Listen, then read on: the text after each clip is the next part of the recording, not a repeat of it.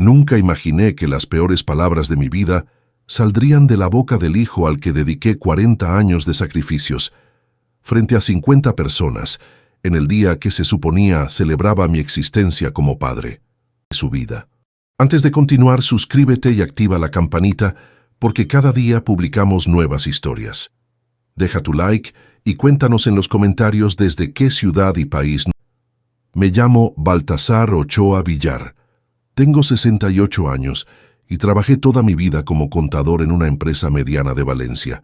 No construí imperios ni aparezco en revistas de negocios, pero puedo decir con orgullo que jamás le debo un euro a nadie, que pagué cada factura a tiempo y que crié 2 hijos con principios sólidos. O eso creía hasta el 16 de junio de 2024, el día del padre que destruyó todo lo que pensaba saber sobre mi familia. Dolores, mi esposa de 42 años de matrimonio, había reservado una mesa en el restaurante Casa Montaña para celebrar. No era un lugar ostentoso, pero tampoco barato. Habíamos invitado a toda la familia extendida, mis hermanos, primos, cuñados, mis 2 hijos con sus respectivas familias. En total, 50 personas reunidas en el salón privado del segundo piso. Dolores llevaba semanas planeando cada detalle, porque sabía cuánto valoraba yo estos momentos familiares. Mi hija Adriana llegó temprano, como siempre. 39 años, profesora de literatura en un instituto público, casada con un buen hombre y madre de 2 niñas preciosas. Me abrazó con ese cariño genuino que nunca cambió desde que era pequeña. Mi hijo Rodrigo llegó 40 minutos tarde, acompañado de su esposa Claudia y mi nieto Nicolás de 12 años. Pero no venían solos.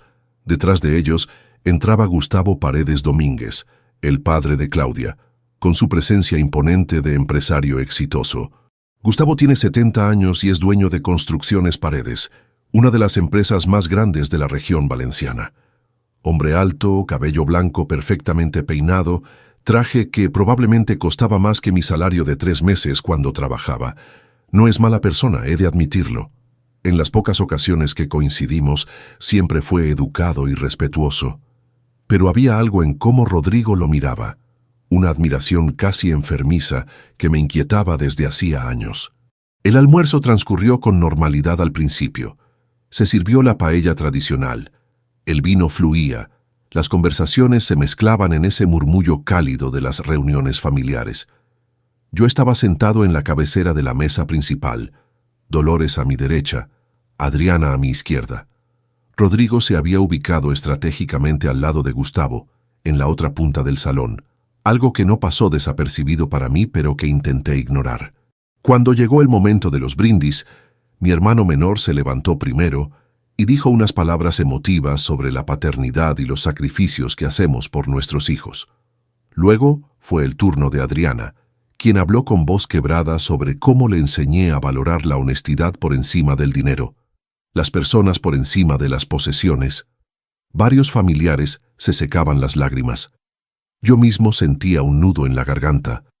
Entonces, Rodrigo se puso de pie.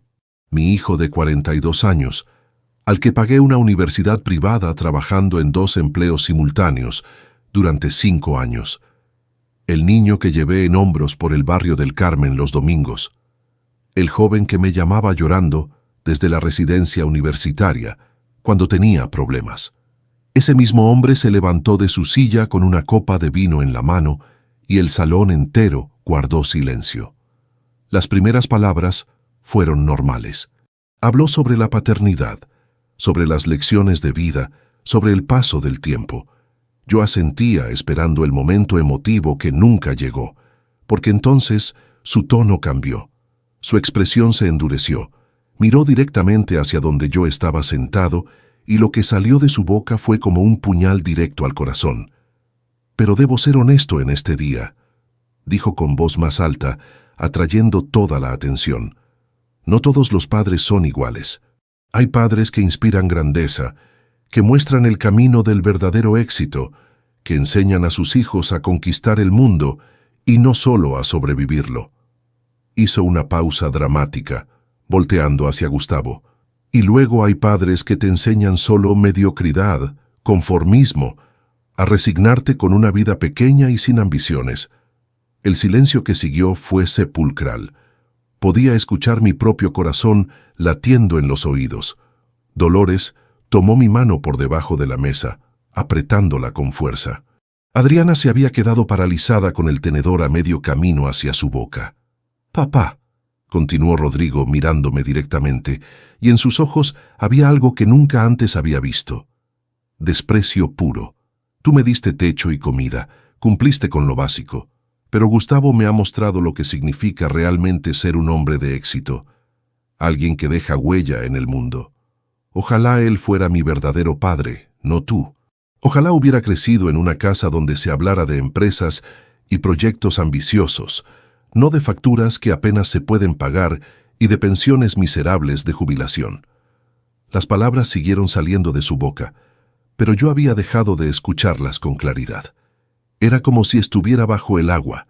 Veía su boca moverse, veía las expresiones horrorizadas de mis familiares, veía a Gustavo incómodo intentando decir algo, veía a Claudia con la cabeza agachada, veía a mi nieto Nicolás confundido, pero sobre todo veía a Dolores llorando en silencio a mi lado, lágrimas corriendo por sus mejillas sin que hiciera ningún intento por detenerlas. No recuerdo exactamente cuándo me levanté de la mesa. No recuerdo haber dicho nada. Solo sé que de repente estaba caminando hacia la salida del restaurante, atravesando el salón entre miradas de lástima y shock. Escuché a Adriana gritar algo. Escuché a mi hermano intentar detener a Rodrigo. Escuché el caos que estallaba detrás de mí. Pero seguí caminando. Llegué a mi coche en el estacionamiento. Un Seat León de 15 años, mantenido impecablemente porque así soy yo con todo. Me senté en el asiento del conductor con las manos temblando, incapaz de poner la llave en el contacto. Fue entonces cuando sentí el papel doblado en el bolsillo interior de mi chaqueta. El testamento. Lo había preparado hacía 3 semanas con mi abogado Leopoldo Fuentes Ríos, un viejo amigo de la universidad. Era un documento simple, que dividía equitativamente mi patrimonio entre Rodrigo y Adriana. 360.000 euros acumulados en 40 años de trabajo honesto. 210.000 en el apartamento donde vivimos Dolores y yo en Ruzafa. 90.000 en ahorros de toda una vida. Y 60.000 de una pequeña casa de campo en Requena que heredé de mi madre hace 10 años. Había planeado firmarlo esa misma tarde, después del almuerzo. Leopoldo me había dicho que lo llevara a su despacho el lunes siguiente para el registro oficial.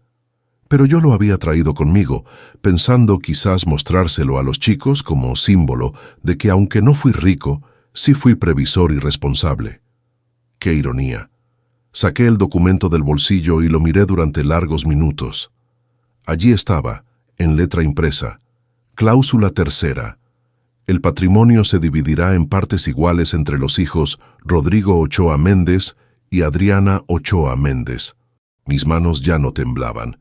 Una extraña calma había descendido sobre mí, una claridad que no sentía desde hacía años. No iba a firmar este testamento. Jamás. Durante los 3 días siguientes al almuerzo, no hablé con Rodrigo. Él tampoco intentó contactarme. Dolores pasaba las horas llorando en silencio en nuestra habitación y yo me refugié en lo único que siempre me dio certeza: los números, los documentos, los registros. 40 años como contador me habían enseñado algo fundamental. La verdad siempre deja rastros en el papel. Adriana vino a visitarnos el martes por la tarde. Trajo consigo una tarta de manzana que sabía que me gustaba, pero ambos sabíamos que no era una visita de cortesía.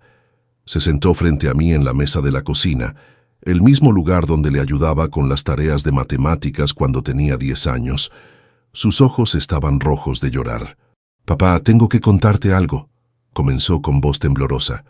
«Algo que debí decirte hace meses, pero pensé que Rodrigo cumpliría su palabra». Hizo una pausa larga, retorciendo la servilleta entre sus manos. Hace 3 meses, en marzo, Rodrigo vino a mi casa una noche. Estaba alterado, nervioso. Me pidió prestados 15.000 euros. Sentí que el estómago se me contraía, pero mantuve la expresión neutral. Le hice un gesto para que continuara. Me dijo que era urgente, que Gustavo le iba a dar finalmente una sociedad en construcciones paredes, que necesitaba invertir en su imagen profesional, trajes nuevos, un coche mejor que ese Audi A4 que tiene de hace 8 años, membresías en clubes exclusivos donde Gustavo hace negocios. Me juró que en 2 meses me devolvería el dinero con intereses. Adriana bajó la mirada. Le transferí el dinero completo desde mis ahorros. Era todo lo que había guardado para las clases de piano de las niñas y para las vacaciones de verano. El plazo de 2 meses se había cumplido en mayo. Ya estábamos en junio y evidentemente Rodrigo nunca devolvió nada. Le pregunté a Adriana si había intentado reclamárselo. 2 veces, respondió. La primera vez me dijo que Gustavo estaba retrasando el papeleo de la sociedad, que necesitaba un mes más. La segunda vez, hace 3 semanas, se molestó conmigo. Me dijo que dejara de comportarme como pobre, que cuando él estuviera instalado en la empresa de Gustavo, me devolvería el triple, que no entendía lo que significaba moverse en círculos de verdadero poder. Esa noche, después de que Adriana se fuera, abrí mi ordenador portátil y creé una carpeta nueva. La titulé simplemente Rodrigo, junio 2024. Comencé a escribir cada detalle que recordaba de los últimos 5 años, desde que mi hijo conoció a Claudia Paredes Soto en 2019. Necesitaba entender cuándo exactamente comenzó esta transformación. Los primeros cambios fueron sutiles. Rodrigo trabajaba entonces en una consultoría mediana de gestión empresarial. Ganaba un salario decente, pero no extraordinario.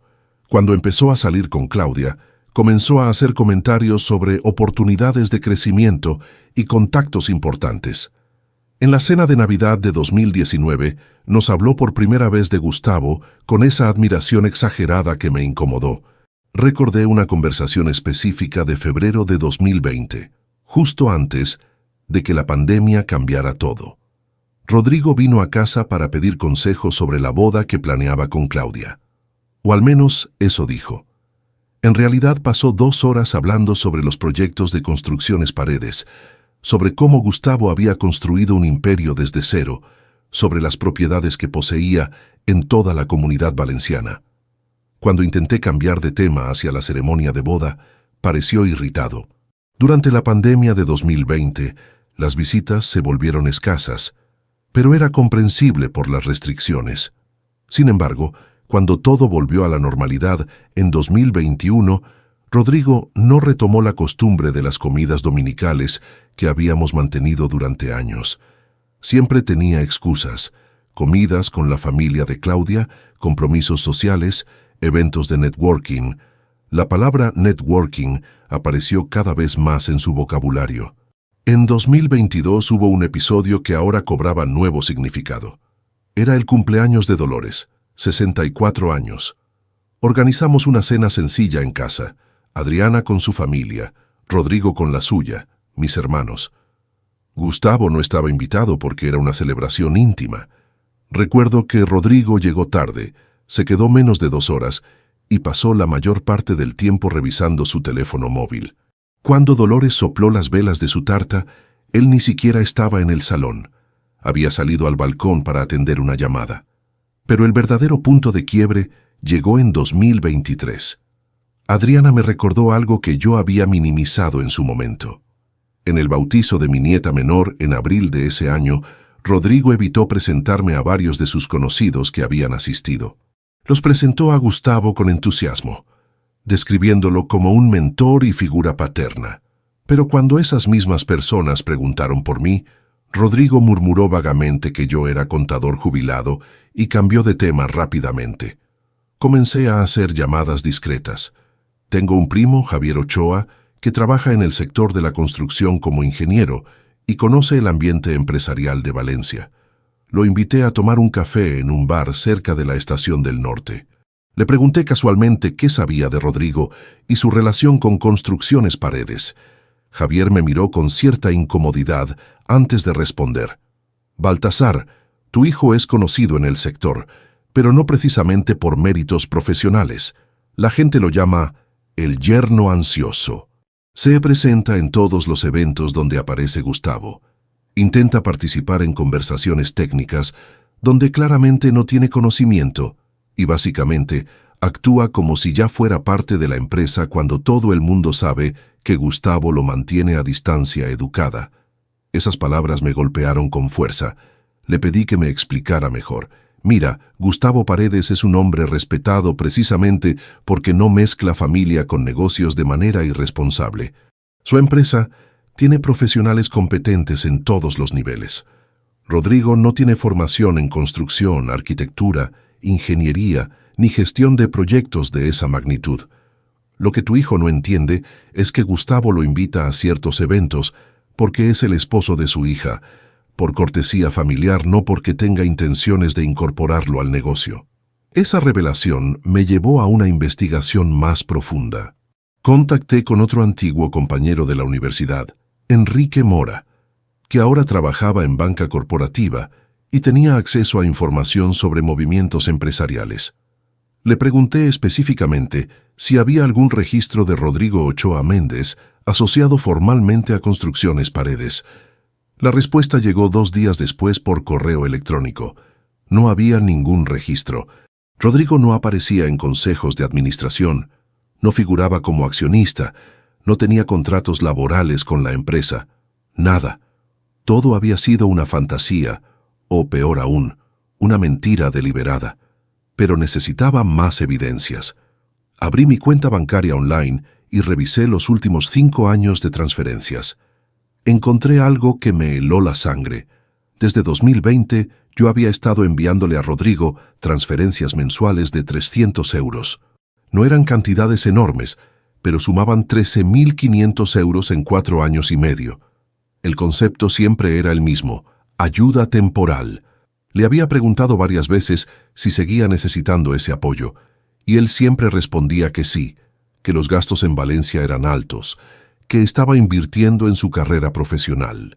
Sin embargo, según su perfil en redes sociales que revisé meticulosamente, Rodrigo había estado publicando fotografías en restaurantes caros, viajes a Madrid para eventos sociales, incluso un fin de semana en Barcelona, en un hotel de 5 estrellas. Todo mientras yo seguía enviándole dinero mensualmente porque creía que lo necesitaba. Dolores entró en el estudio donde yo trabajaba en el ordenador pasada la medianoche. Se sentó en silencio a mi lado, mirando la pantalla donde yo había creado una hoja de cálculo, documentando cada descubrimiento. ¿Qué vas a hacer?, me preguntó con voz cansada. Lo que debía hacer hace años, respondí sin apartar la vista de la pantalla. Dejar de ser un padre ciego y empezar a ser un hombre que se respeta a sí mismo. El jueves 26 de junio, exactamente 10 días después de la humillación, marqué un número que nunca pensé que marcaría. Gustavo Paredes respondió al tercer tono. Su voz era firme pero educada. Le expliqué quién era, aunque evidentemente ya lo sabía. Hubo un silencio incómodo antes de que él hablara. Baltasar, he estado esperando tu llamada. Lo que ocurrió en el restaurante fue inaceptable.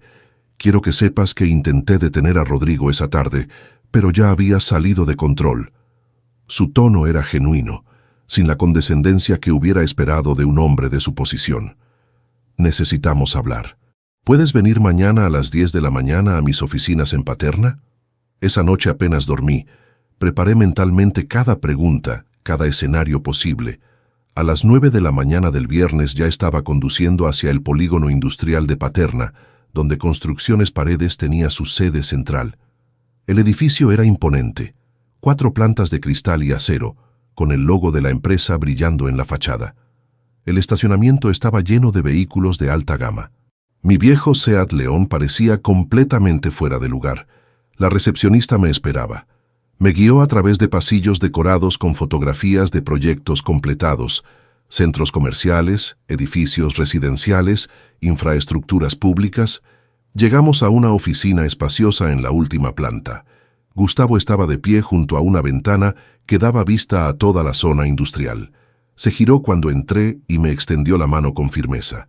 La reunión comenzó de manera formal, pero pronto Gustavo fue directo al grano. Me ofreció café que acepté, y entonces sacó de un cajón de su escritorio una carpeta gruesa. La abrió frente a mí, revelando documentos, impresiones de correos electrónicos y mensajes. Antes de que comencemos, necesito que sepas algo. Voy a ser completamente honesto contigo, porque lo que está ocurriendo no solo te afecta a ti, sino también a mi hija y a mi nieto.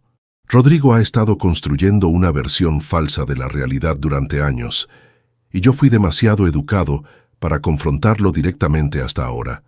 Gustavo comenzó a mostrarme documentos cronológicamente. El primero era de julio de 2019, poco después de que Rodrigo y Claudia comenzaran su relación seria. Era una captura de pantalla de un mensaje que Rodrigo había enviado al grupo familiar de WhatsApp de los Paredes. En él, describía una supuesta crisis financiera de sus padres, explicando que yo tenía problemas serios con deudas de juego y que él estaba ayudándonos económicamente cada mes para evitar que perdiéramos nuestra casa. Sentí que la sala daba vueltas. Nada de eso era cierto. Jamás he jugado dinero en mi vida, más allá de algún boleto ocasional de lotería navideña. Nuestro apartamento estaba completamente pagado desde 2010. No teníamos ninguna deuda. Continúa, dijo Gustavo con expresión seria, pasando al siguiente documento. Era otro mensaje de enero de 2020, donde Rodrigo explicaba a la familia Paredes que yo había tenido una crisis de salud mental relacionada con la jubilación, que estaba deprimido y que Dolores me ocultaba medicación psiquiátrica. Decía que él visitaba semanalmente para asegurarse de que yo no hiciera algo drástico. Mis manos comenzaron a temblar sosteniendo los papeles. Gustavo me sirvió más café y esperó pacientemente a que procesara la información. «Hay más», continuó. «En marzo de 2021, durante una comida familiar en mi casa de Alboraya, Rodrigo le contó a mi esposa Maribel una historia elaborada sobre cómo tú habías perdido todos tus ahorros en una estafa piramidal de inversiones. Dijo que ustedes vivían prácticamente de la caridad de Adriana y de la pequeña pensión de jubilación que apenas cubría alimentos básicos. Maribel, que tiene buen corazón, lloró por tu situación. Le pregunté por qué nunca verificaron estas historias directamente conmigo. Gustavo suspiró profundamente antes de responder. Porque creímos que sería humillante para ti. Pensamos que un hombre orgulloso, como aparentemente eres, según lo describía Rodrigo, preferiría mantener su dignidad y no admitir públicamente sus fracasos.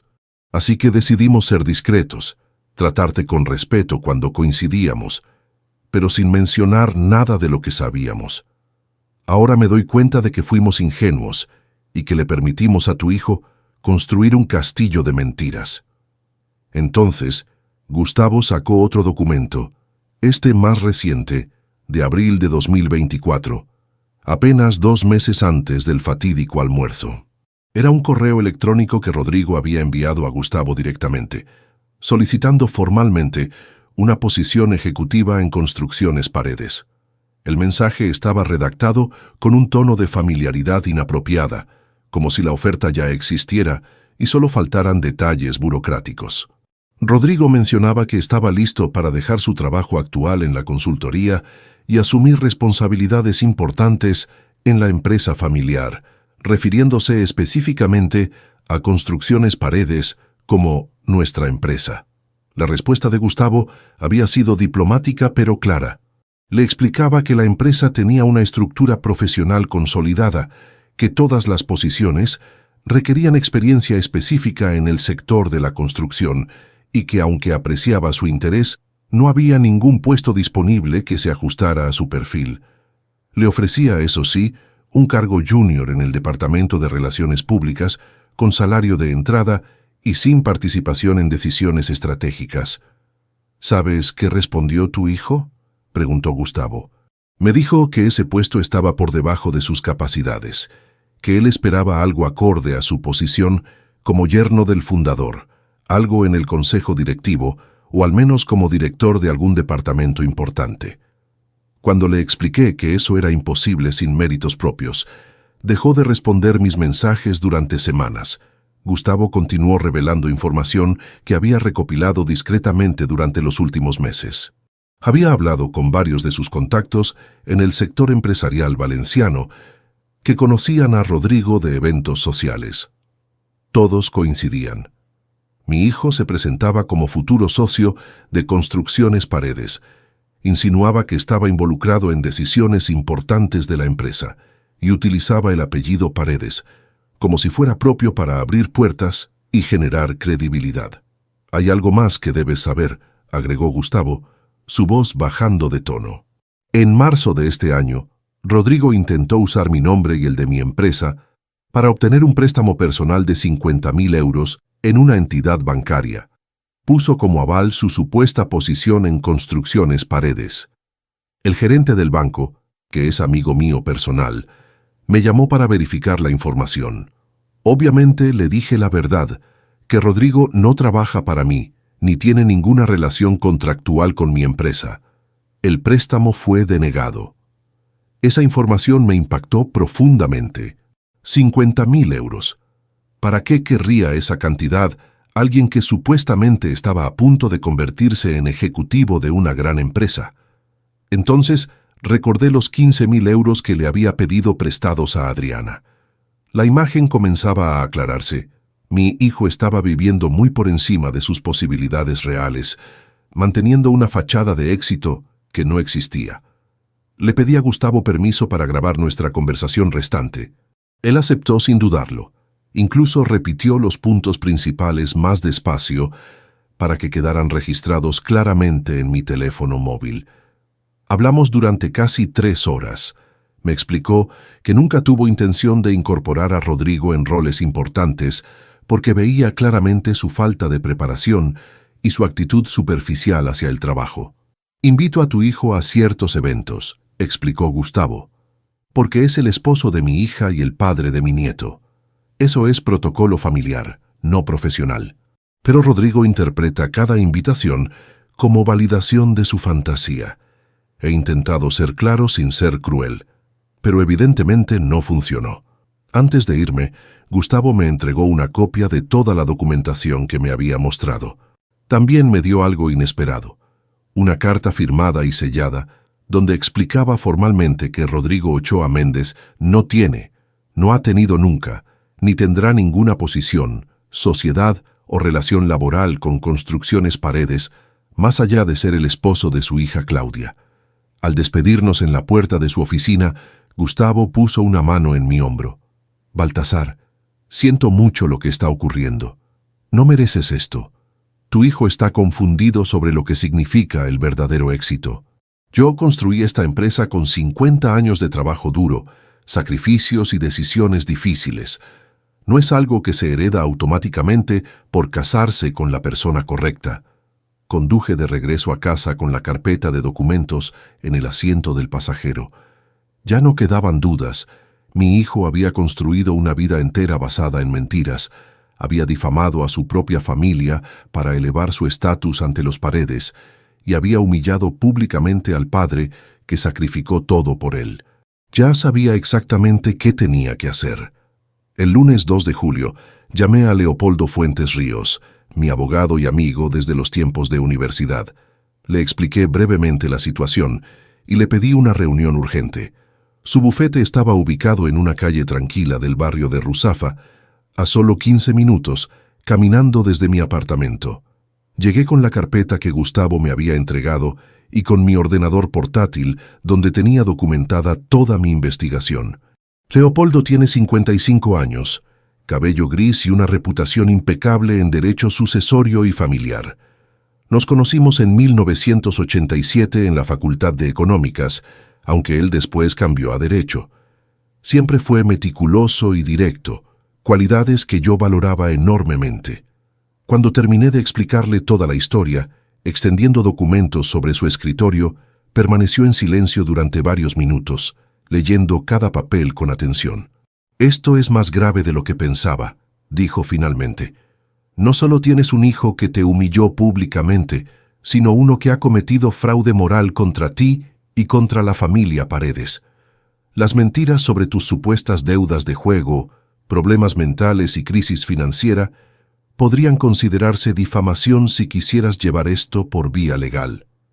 Le expliqué que no buscaba venganza judicial ni escándalos públicos adicionales. Lo que quería era proteger mi patrimonio y asegurarme de que mi legado fuera para quien realmente lo merecía y valoraba. También quería darle a Rodrigo una oportunidad de redención, pero una que requiriera esfuerzo real, humildad genuina y sacrificio personal. Pasamos toda esa tarde diseñando un Nuevo Testamento completamente diferente. Leopoldo tomaba notas mientras yo explicaba exactamente cómo quería estructurar mi herencia. El documento debía ser absolutamente hermético, sin posibilidad de impugnación legal, y con condiciones específicas que dejaran claro el porqué de cada decisión. La estructura final quedó así. Adriana recibiría el 80% del patrimonio total. Esto incluía el apartamento de Ruzafa, valorado en 210.000 euros, 72.000 euros de los ahorros bancarios, y la totalidad de la casa de campo en Requena, valorada en 60.000 euros. En total, Adriana heredaría aproximadamente 288.000 euros. El testamento especificaba claramente que este legado era en reconocimiento a su lealtad, respeto y valores familiares mantenidos durante toda su vida. El 20% restante, unos 72.000 euros, se dividirían entre dos destinos. 50.000 euros serían donados a la Fundación Valenciana de Ayuda a Personas Mayores, específicamente al programa que trabaja con ancianos abandonados en residencias públicas. Esta cláusula incluía una carta explicativa donde yo detallaba que deseaba apoyar a aquellos que, a diferencia mía, no tuvieron hijos que los valoraran, o peor aún, tuvieron hijos que los olvidaron en su vejez. Los 22.000 euros finales constituirían un fondo especial, bloqueado y condicional, destinado nominalmente a Rodrigo, pero con requisitos extremadamente específicos para poder acceder a él. Leopoldo me advirtió que esta parte era delicada legalmente, pero después de varias consultas con colegas especializados, encontramos la fórmula correcta. El fondo solo podría ser reclamado por Rodrigo si cumplía todas estas condiciones sin excepción. Primero, debía completar 24 meses consecutivos de trabajo voluntario en residencias de ancianos de bajos recursos en la Comunidad Valenciana, específicamente en aquellas que atienden a personas sin familiares o abandonadas por sus familias. El trabajo debía ser presencial, un mínimo de 12 horas semanales, distribuidas en al menos 2 días diferentes cada semana. Segundo, debía presentar informes trimestrales verificados y firmados por el coordinador de voluntarios de cada institución donde prestara servicio. Estos informes debían detallar las actividades realizadas, el trato con los residentes y una evaluación cualitativa de su desempeño y actitud. Cualquier informe negativo o evidencia de actitud superficial descalificaría automáticamente su acceso al fondo. Tercero, durante esos 24 meses completos, Rodrigo no podría hacer ningún comentario público negativo sobre mí, sobre Dolores, sobre Adriana o sobre las decisiones testamentarias. Esto incluía redes sociales, conversaciones en eventos familiares o cualquier medio de comunicación. Si se detectaba aunque fuera un solo comentario despectivo, perdería permanentemente el derecho al fondo. Cuarto, al finalizar los 24 meses, debía presentar un documento escrito de su puño y letra, mínimo 3 páginas, explicando qué había aprendido durante su experiencia trabajando con ancianos olvidados por sus familias y cómo eso le había hecho reflexionar sobre sus propias acciones hacia sus padres. Este documento sería evaluado por un comité independiente formado por Leopoldo, un psicólogo especializado en relaciones familiares y un representante de la Fundación de Ancianos.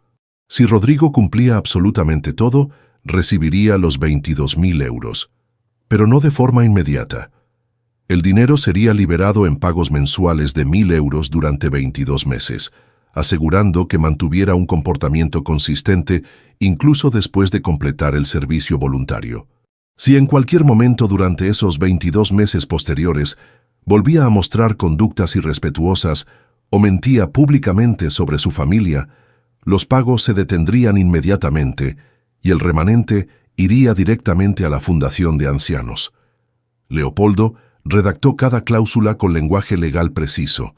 Agregamos también una sección explicativa, no obligatoria legalmente, pero importante simbólicamente, donde yo expresaba mis razones. Escribí que no buscaba castigar sino educar, no buscaba venganza sino redención.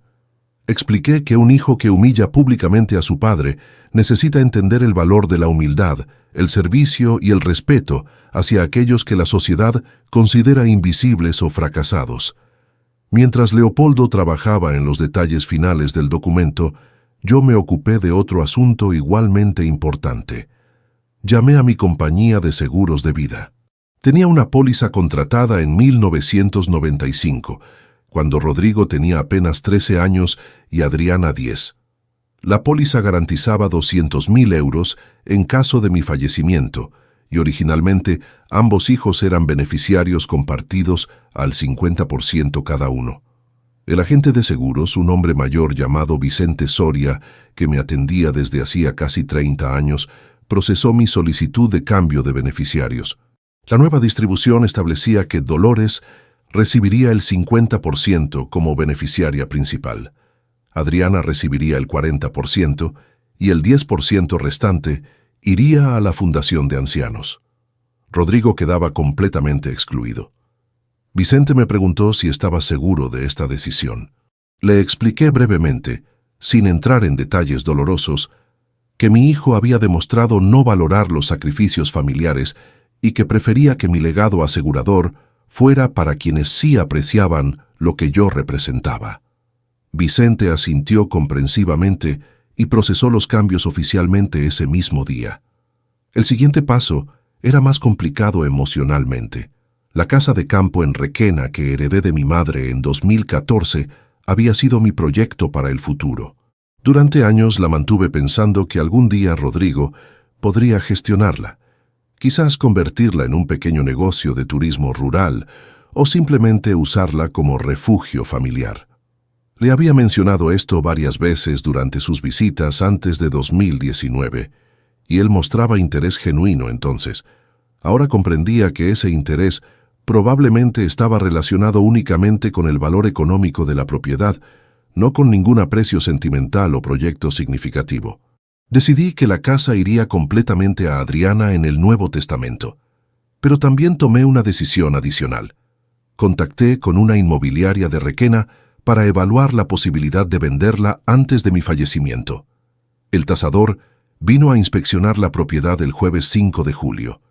Era una casa antigua pero bien mantenida, con terreno de 1.200 metros cuadrados, huerto y vistas a los viñedos circundantes.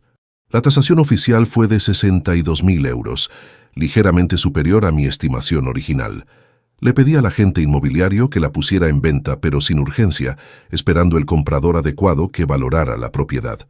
Dolores observaba todos estos movimientos con expresión preocupada, pero sin cuestionarme. Una noche, mientras cenábamos en silencio, ella rompió finalmente su reserva.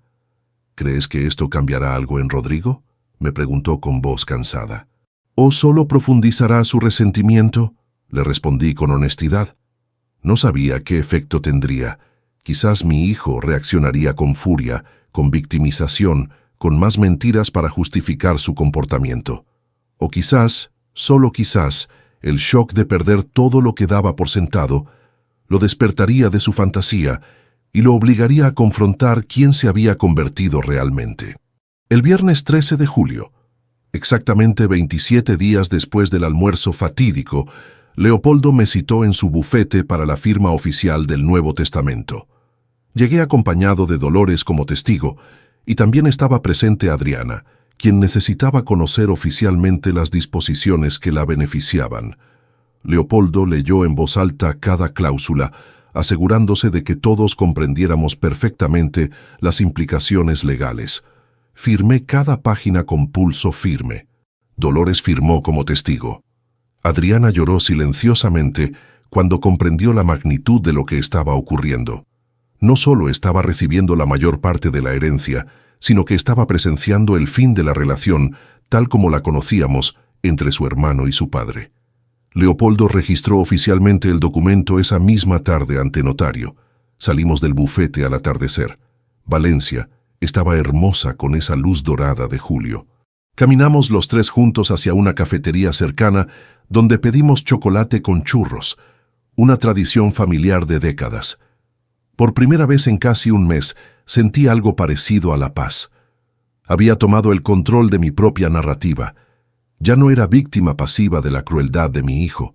Era un hombre que defendía su dignidad con las únicas armas que tenía, sus decisiones y su patrimonio ganado honestamente.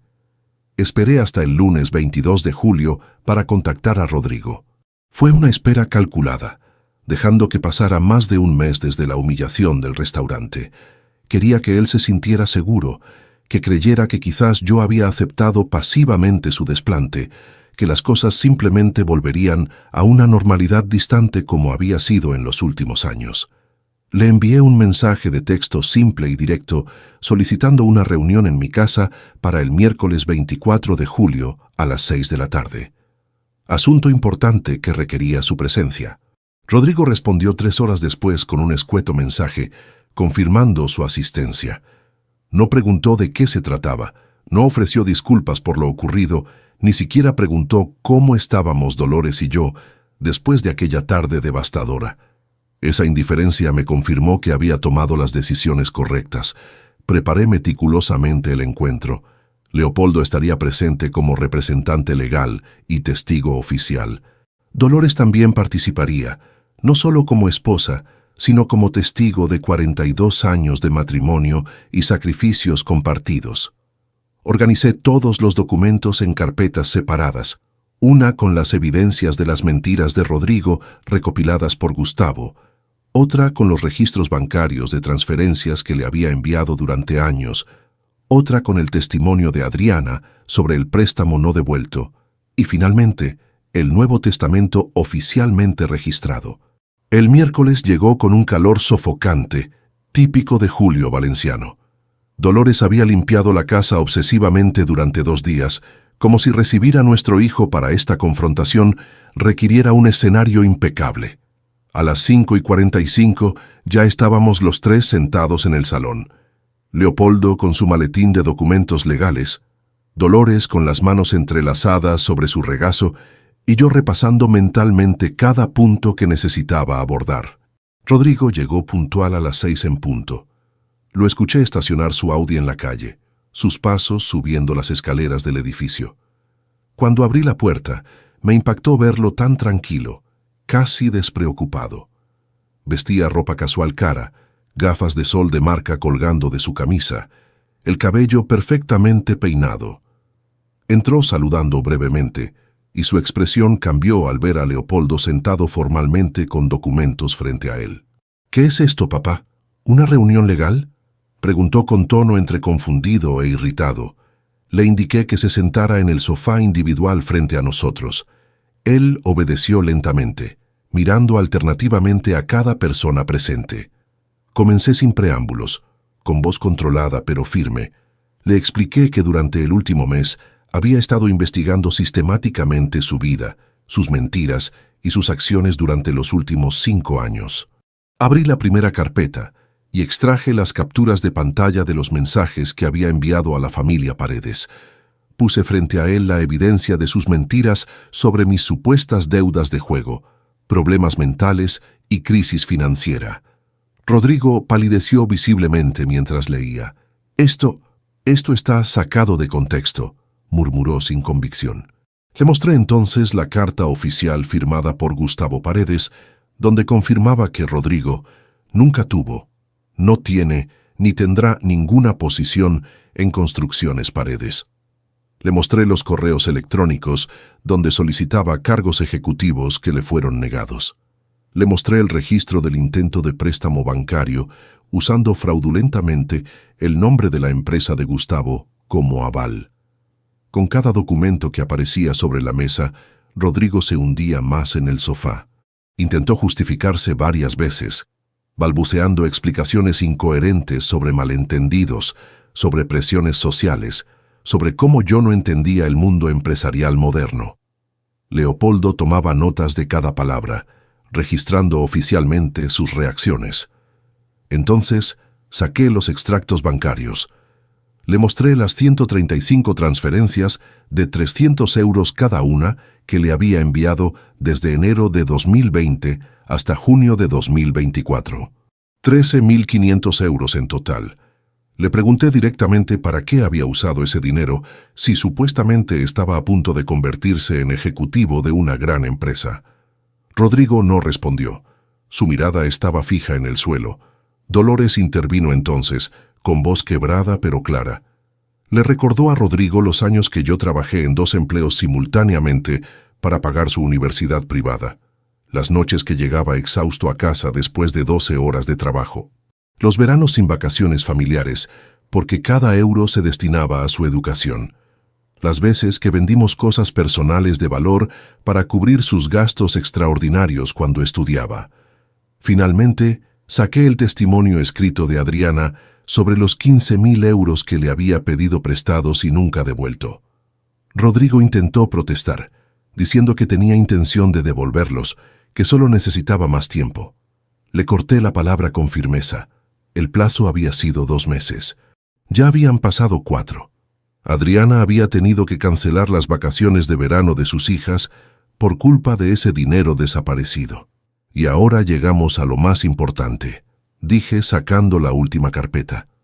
El día del almuerzo del Día del Padre, yo llevaba en mi bolsillo un testamento sin firmar que dividía equitativamente mi patrimonio entre tú y Adriana, 360.000 euros que Dolores y yo ahorramos durante 40 años de trabajo honesto.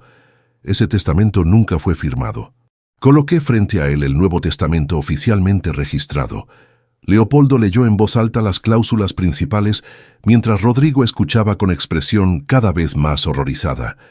80% para Adriana, 20% para la Fundación de Ancianos Abandonados, 0% herencia directa para él. Entonces Leopoldo explicó detalladamente el fondo condicional de 22.000 euros, 24 meses de servicio voluntario en residencias de ancianos, 12 horas semanales mínimas, informes trimestrales verificados, ningún comentario público negativo durante 2 años y un ensayo reflexivo evaluado por un comité independiente. Solo cumpliendo absolutamente todo podría acceder a ese dinero, y aún así sería liberado gradualmente en pagos mensuales durante casi 2 años adicionales. Rodrigo explotó finalmente. Se levantó del sofá gritando que esto era injusto, que yo estaba siendo cruel, que él había cometido errores, pero no merecía ser desheredado. Intentó apelar emocionalmente a Dolores, recordándole que era su hijo, que habíamos sido una familia feliz. Dolores lloró pero no cedió, manteniéndose firmemente sentada junto a mí. Le expliqué con voz glacial que él había elegido este camino. Había elegido mentir sobre nosotros, difamarnos ante su familia política, humillarme públicamente frente a 50 personas, construir una vida entera basada en fantasías y engaños. Había elegido valorar el dinero y el estatus social por encima del respeto familiar. Ahora estaba experimentando las consecuencias de sus elecciones. Un hijo que se avergüenza de su padre no merece heredar el fruto del trabajo de ese padre, le dije mirándolo directamente a los ojos. No estoy castigándote por crueldad. Te estoy dando una oportunidad de redención que francamente no sé si mereces. Tienes 2 años para demostrar que puedes ser humilde, que puedes servir a otros sin esperar reconocimiento, que puedes valorar a personas que la sociedad considera fracasadas, igual que tú me consideraste a mí. Rodrigo intentó negociar, suplicar, amenazar vagamente con impugnar el testamento. Leopoldo intervino profesionalmente, explicando que el documento era absolutamente hermético legalmente, que había sido registrado ante notario con todos los requisitos formales, y que cualquier intento de impugnación sería rechazado inmediatamente por los tribunales. También le informé sobre el cambio de beneficiarios en mi seguro de vida. 200.000 euros que alguna vez hubieran sido parcialmente suyos, ahora estaban distribuidos entre Dolores, Adriana y la Fundación Benéfica. Rodrigo se derrumbó entonces literalmente, cayendo de rodillas en el suelo del salón, llorando y balbuceando disculpas desesperadas. Pero yo había visto suficientes lágrimas manipuladoras en mi vida profesional tratando con clientes deshonestos. Sabía distinguir el arrepentimiento genuino de la desesperación por perder beneficios materiales. Le ordené que se levantara y se comportara con dignidad. La reunión terminó cuando le entregué una copia completa de toda la documentación. Le expliqué que tenía absoluta libertad para decidir su siguiente paso. Podía intentar cambiar genuinamente cumpliendo las condiciones del fondo condicional. Podía alejarse permanentemente de la familia, o podía continuar con su vida de mentiras y apariencias hasta que todo colapsara inevitablemente. Pero ya no contaría con mi apoyo económico, emocional ni patrimonial. Rodrigo salió de nuestro apartamento a las 8:15 de la noche, casi 2 horas y media después de haber llegado. Lo vi desde la ventana caminar hacia su coche, con los hombros hundidos, sosteniendo la carpeta de documentos como si pesara toneladas. Dolores se abrazó a mí llorando, no de tristeza sino de agotamiento emocional. Leopoldo guardó sus documentos profesionalmente y antes de irse nos recordó que legalmente todo estaba protegido, que no había nada que Rodrigo pudiera hacer para revertir las decisiones tomadas. Esa noche dormí profundamente por primera vez en 5 semanas. Había confrontado a mi hijo, había establecido límites claros, había defendido mi dignidad. Lo que viniera después ya no dependía de mí. Dependía exclusivamente de si Rodrigo tenía la capacidad y la voluntad de transformarse genuinamente, o si preferiría hundirse más en su mundo de ilusiones y resentimientos. Las primeras semanas después de la confrontación fueron de silencio absoluto. Rodrigo no llamó, no envió mensajes, no apareció. Adriana me contaba discretamente que él tampoco la había contactado a ella. Era como si hubiera desaparecido del mapa familiar. Dolores preguntaba ocasionalmente si debíamos intentar comunicarnos, pero yo mantuve mi posición. La pelota estaba en su cancha. Las condiciones eran claras. Solo él podía decidir su siguiente movimiento. La primera noticia llegó a finales de agosto, casi un mes después del enfrentamiento.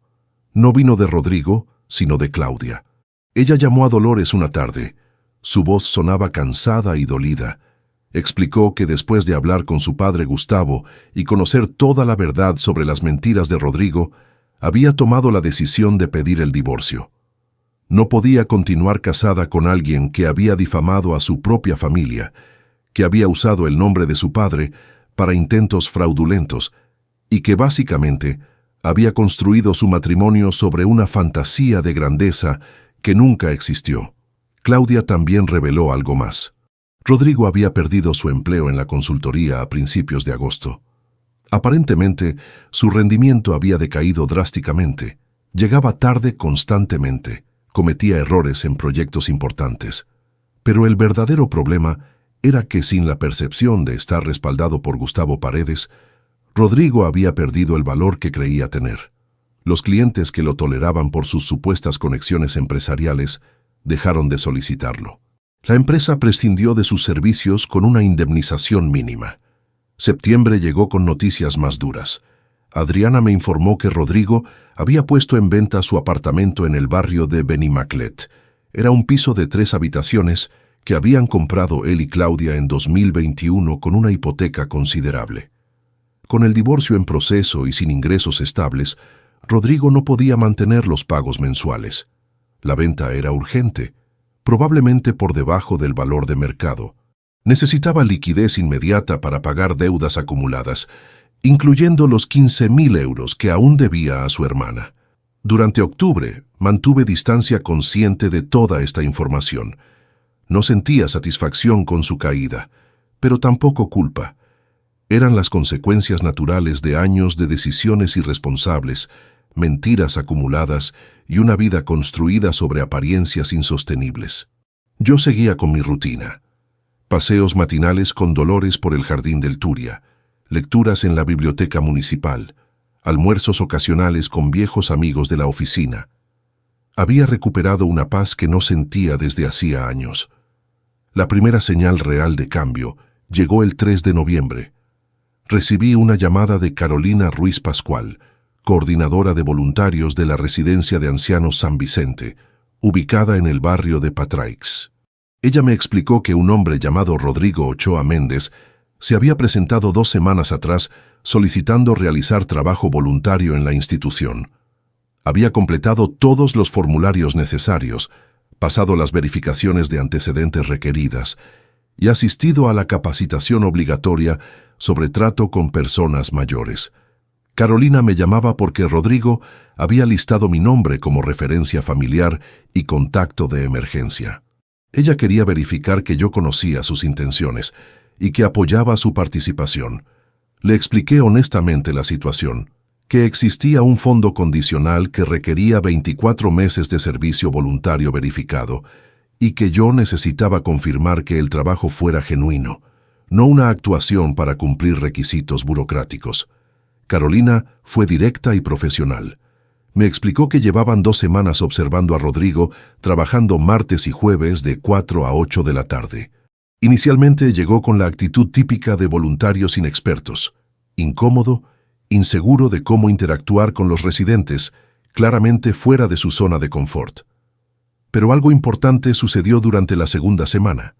Un residente de 86 años, llamado Francisco Navarro, había sufrido un episodio de ansiedad severa una tarde, llorando inconsolablemente en su habitación. El personal estaba ocupado con una emergencia médica en otro piso. Rodrigo, quien estaba ayudando a servir la cena, escuchó el llanto y entró espontáneamente a la habitación. Pasó 40 minutos sentado junto a Francisco, escuchándolo hablar sobre sus hijos que no lo visitaban desde hacía 2 años, sobre cómo se sentía olvidado y abandonado. Lo que vi en las cámaras de seguridad, explicó Carolina, fue un momento genuino. Su hijo no estaba actuando para impresionar a nadie. Estaba realmente conmovido, lloraba junto con Francisco. Después de esa tarde, Francisco específicamente pregunta por Rodrigo cada martes y jueves, espera su llegada. Se ilumina cuando lo ve entrar. Eso no se puede fingir, señor Ochoa. Los ancianos detectan la falsedad inmediatamente. Esa información me impactó profundamente, pero mantuve cautela. Le pedí a Carolina que me mantuviera informado mensualmente sobre el desempeño de Rodrigo, enfatizando que necesitaba consistencia a largo plazo, no arranques emotivos temporales. Ella aceptó enviarme informes detallados cada 30 días. Noviembre avanzó, y las noticias sobre Rodrigo llegaban indirectamente. Adriana me contó que él había alquilado una habitación en un piso compartido en el barrio de Benicalap por 300 euros mensuales. Vivía con 2 compañeros de piso más jóvenes que él, compartiendo cocina y baño. Había conseguido empleo en una tienda de electrodomésticos en un centro comercial, vendiendo lavadoras y frigoríficos con salario base más comisiones. Ganaba aproximadamente 1.200 euros mensuales, apenas suficiente para sobrevivir. El 20 de noviembre recibí el primer informe oficial de Carolina. Rodrigo había completado ya 8 semanas consecutivas de voluntariado, 112 horas acumuladas. El informe detallaba cada actividad: ayuda durante las comidas, conversaciones prolongadas con residentes, asistencia en talleres de memoria, acompañamiento en citas médicas internas. La evaluación cualitativa usaba palabras como comprometido, empático, puntual y respetuoso. Más significativo aún, Carolina incluía testimonios breves de 3 residentes. Francisco Navarro escribió con letra temblorosa que Rodrigo era el único visitante regular que tenía y que esperaba sus tardes como lo más importante de su semana. Una mujer de 79 años, llamada Amparo Gil, mencionaba que Rodrigo le leía el periódico completo cada jueves porque su vista ya no se lo permitía. Un tercer residente, Enrique Sanz, de 82 años, agradeció que Rodrigo lo hubiera ayudado a redactar una carta para su hijo distanciado. A principios de diciembre, Rodrigo me envió su primer mensaje directo desde julio. Era breve, sin súplicas ni justificaciones. Decía simplemente que llevaba 2 meses trabajando en la residencia San Vicente, que estaba aprendiendo cosas sobre sí mismo que nunca había enfrentado, y que entendía ahora, aunque tardíamente, el valor de servir sin esperar reconocimiento. No pedía perdón, no pedía dinero, solo compartía información factual sobre su proceso.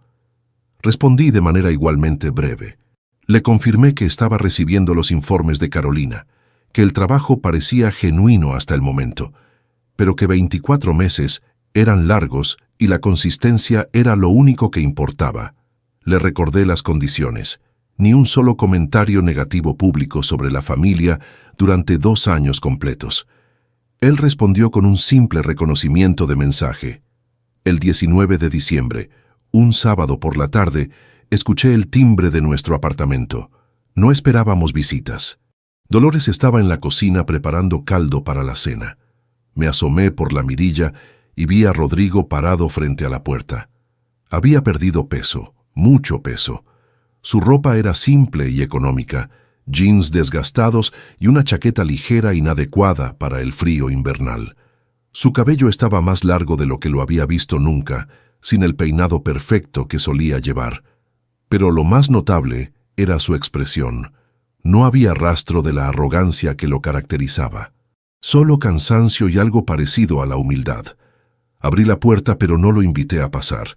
Me quedé en el umbral, creando una barrera física simbólica. Rodrigo no intentó entrar. Se quedó en el pasillo del edificio, manteniendo distancia respetuosa. «Papá», comenzó con voz ronca, «no vengo a pedir nada. Vengo porque necesitaba decirte algo cara a cara, no por mensaje ni por teléfono. Necesitaba que me vieras y que vieras en qué me he convertido». Hizo una pausa larga, como si organizara pensamientos que le costaba verbalizar. Yo mantuve silencio, esperando. He estado trabajando en San Vicente durante 3 meses.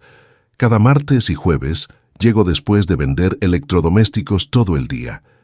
Estoy agotado, pero voy igual porque esas 4 horas son las únicas donde siento que hago algo que vale la pena.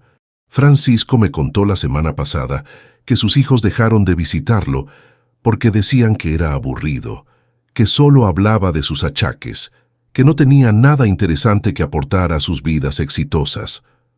Rodrigo tragó saliva visiblemente antes de continuar. Cuando lo escuché decir eso, me vi a mí mismo en ese restaurante en junio, diciéndote que eras un fracasado, que deseaba otro padre. Y entendí, papá. Entendí que yo era exactamente como esos hijos de Francisco. Entendí que valoré solo el dinero y el estatus, que me avergoncé de ti porque no eras rico como Gustavo, que construí mentiras para no admitir que venía de una familia trabajadora honesta. Sus ojos se llenaron de lágrimas, pero no intentó limpiarlas. No te pido que me perdones, no sé si merezco perdón. Solo quería que supieras que lo que dijiste fue verdad. Necesitaba aprender humildad. Necesitaba servir a personas que la sociedad considera invisibles para entender qué significa realmente el valor de una persona. Voy a cumplir los 24 meses completos. No por el dinero del fondo, sino porque finalmente encontré algo que me hace sentir menos avergonzado del hombre en que me convertí. Permanecí en el umbral varios segundos más, después de que terminara de hablar. Observé cada detalle. Sus zapatos gastados, sus manos ásperas probablemente de trabajo físico en la tienda, la delgadez de su rostro que indicaba meses de alimentación básica. Pero sobre todo, observé sus ojos. Ya no había en ellos la mirada calculadora del hijo que conocí en los últimos 5 años. Había algo diferente, algo que se parecía al muchacho que una vez fue antes de perderse en fantasías de grandeza. No lo invité a entrar. Todavía no. Le dije simplemente que continuara con su trabajo, que demostrara consistencia no durante meses, sino durante años, que las palabras eran fáciles, pero las acciones sostenidas eran lo único que reconstruía confianza destrozada. Él asintió, se despidió con respeto y bajó las escaleras lentamente. Dolores había escuchado toda la conversación desde la cocina. Cuando cerré la puerta, ella estaba llorando silenciosamente. Me preguntó si creía que Rodrigo había cambiado realmente. Le respondí con honestidad. No lo sabía. Quizás sí, quizás era solo el comienzo de una transformación genuina, o quizás era temporal, una reacción a haber perdido todo y que desaparecería cuando su situación mejorara. El tiempo lo diría. 24 meses eran largos. La vida da muchas vueltas. La verdadera prueba sería si mantenía la humildad y el respeto, incluso si algún día recuperaba estabilidad económica. Esa noche, sentado en mi sillón habitual con un libro que no lograba leer, reflexioné sobre todo lo ocurrido desde aquel fatídico 16 de junio. Había pasado de ser un padre humillado públicamente a un hombre que defendió su dignidad, estableció límites claros y ofreció una oportunidad de redención extremadamente exigente. No sabía cómo terminaría esta historia. Quizás Rodrigo completaría los 24 meses y demostraría cambio genuino. Quizás fallaría en el camino y perdería definitivamente la oportunidad. Quizás algo intermedio. Lo único que sabía con certeza era esto. Ya no era víctima de las decisiones de mi hijo. Había recuperado el control de mi propia narrativa. Había protegido mi patrimonio para quien lo valoraba. Había enseñado una lección dura pero necesaria sobre consecuencias y responsabilidad, que había dejado una puerta estrecha y difícil de atravesar, pero puerta al fin, para que quien quisiera cambiar genuinamente tuviera la oportunidad de hacerlo. La reconciliación, si alguna vez llegaba, no sería rápida ni fácil. Sería un proceso de años, construido sobre acciones consistentes, no sobre palabras emotivas. Y mientras tanto, yo viviría mi vida con dignidad, disfrutando de lo que construí honestamente durante 40 años, rodeado de quienes siempre me valoraron por lo que realmente soy, un hombre trabajador, honesto, y que jamás se avergonzó de sus orígenes ni de sus limitaciones. Esa era mi victoria. No la venganza, sino la paz de saberse respetado, la tranquilidad de haber actuado con justicia, y la serenidad de vivir según los propios valores sin importar lo que otros piensen. Y si mi hijo algún día cruzaba genuinamente ese umbral donde lo dejé parado, sería porque él eligió cambiar, no porque yo cedí ante la manipulación o la culpa. Esa diferencia lo cambiaba todo.